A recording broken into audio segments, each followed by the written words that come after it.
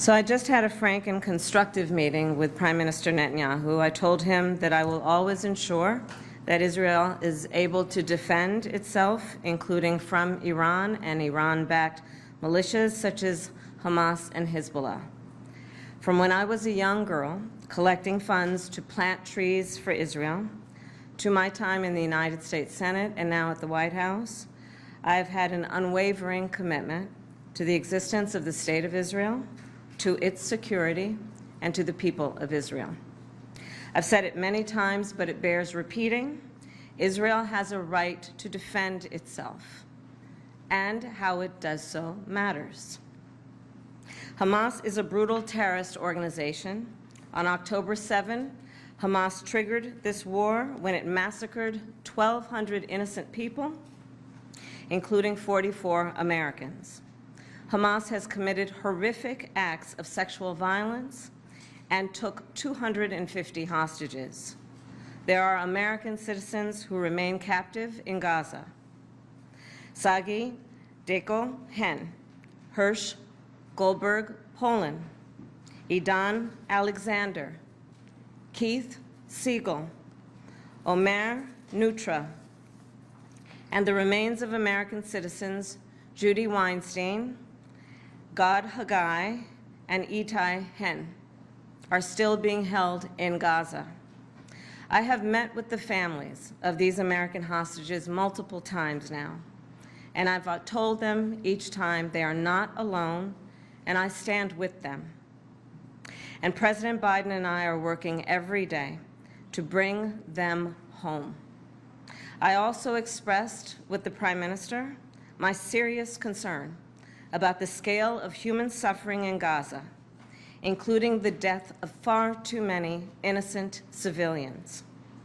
And I made clear my serious concern about the dire humanitarian situation there, with over 2 million people facing high levels of food insecurity, and 500,000 people facing catastrophic levels of acute food insecurity. What has happened in Gaza over the past 9 months is devastating. The images of dead children and desperate, hungry people fleeing for safety, sometimes displaced for the second, third, or fourth time. We cannot look away in the face of these tragedies. We cannot allow ourselves to become numb to the suffering, and I will not be silent. Thanks to the leadership of our President, Joe Biden, there is a deal on the table for a ceasefire and a hostage deal. And it is important that we recall what the deal involves. The first phase of the deal would bring about a full ceasefire, including a withdrawal of the Israeli military from population centers in Gaza. In the second phase, the Israeli military would withdraw from Gaza entirely, and it would lead to a permanent end to the hostilities. It is time for this war to end, and end in a way where Israel is secure, all the hostages are released, the suffering of Palestinians in Gaza ends, and the Palestinian people can exercise their right to freedom, dignity, and self-determination. There has been hopeful movement in the talks to secure an agreement on this deal. And as I just told Prime Minister Netanyahu, it is time to get this deal done. So to everyone who has been calling for a ceasefire, and to everyone who yearns for peace, I see you and I hear you.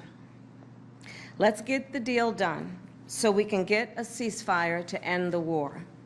Let's bring the hostages home, and let's provide much-needed relief to the Palestinian people.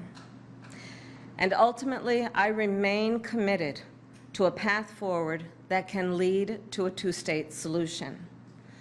And I know right now it is hard to conceive of that prospect, but a two-state solution is the only path that ensures Israel remains a secure, Jewish, and democratic state, and one that ensures Palestinians can finally realize the freedom, security, and prosperity that they rightly deserve. And I will close with this then. It is important for the American people to remember the war in Gaza is not a binary issue. However, too often the conversation is binary, when the reality is anything but. So I ask my fellow Americans to help encourage efforts to acknowledge the complexity, the nuance, and the history of the region. Let us all condemn terrorism and violence. Let us all do what we can to prevent the suffering of innocent civilians, and let us condemn anti-Semitism, Islamophobia, and hate of any kind. And let us work to unite our country. I thank you. Madam Vice President, after your meeting, are you convinced that the Prime Minister would like a ceasefire deal?